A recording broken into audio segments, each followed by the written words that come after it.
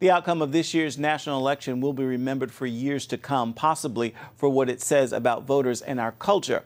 CBN News' Mark Martin spoke with Regent University's Lynn Marie Combe about why that's so.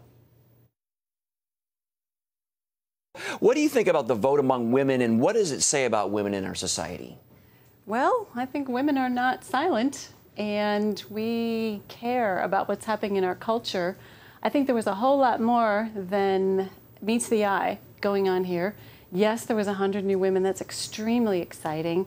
I'm excited about the blue wave of pro-life voting. I totally think that God is calling more women into politics to protect the lives of women and children. Especially over the Senate last night. There were so many indications that people care about judges, and judges choose to uphold abortion or life, things that matter to families, values, things like that. When you said a blue wave among pro-life... I didn't mean blue. Okay. I meant like water, like a washing wave of pro-life advocates. I don't think we saw that in Virginia, but I think we might see that across the country. A lot of the people that won Senate races are definitely pro-life people. And now they know that one of the hugest things is putting another justice on the Supreme Court. Should we have the opportunity, there could be two others. The Kavanaugh hearings just made such a big difference in everybody's mind. First of all, was he really being targeted because he was an abuser of women? Well, no. Now we have 414 pages of investigatory evidence by Congress that says there's no evidence of any of the accusations.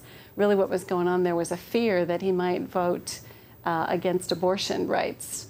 Do you think the nation's going to be able to unify, Lynn Marie, and step away from the political divide? You know, I would hope so, because in my mind, the life issue protects women and children. 3 states had it on their ballots as well. I think it was West Virginia, Oregon, and Alabama. They were all trying to determine how far do we want to go with allowing for choice. And most of those ballots were all about protecting women and protecting children.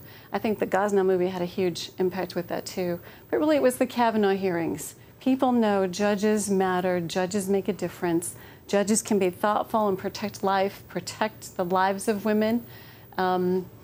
Every single woman and child needs to be protected regardless of what the state chooses to have as its law for abortion. And quickly, let's move over to the House. What are your thoughts on that? Because of the shift in power, do you think that's going to hurt the pro-life movement somewhat? I don't know. We'll have to see how that plays out.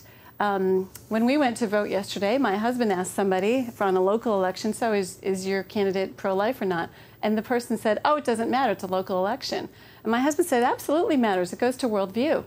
We didn't get a chance to find out the worldview of a lot of those House of Representatives candidates because there were so many running. So we'll have to see how this plays out. And I do think that some are still persuadable that life is an issue they want to take a position on that will protect women and children. So we'll just have to see. All right. Lynn Marie Combe with Regent University, thank you. Thank you. All right.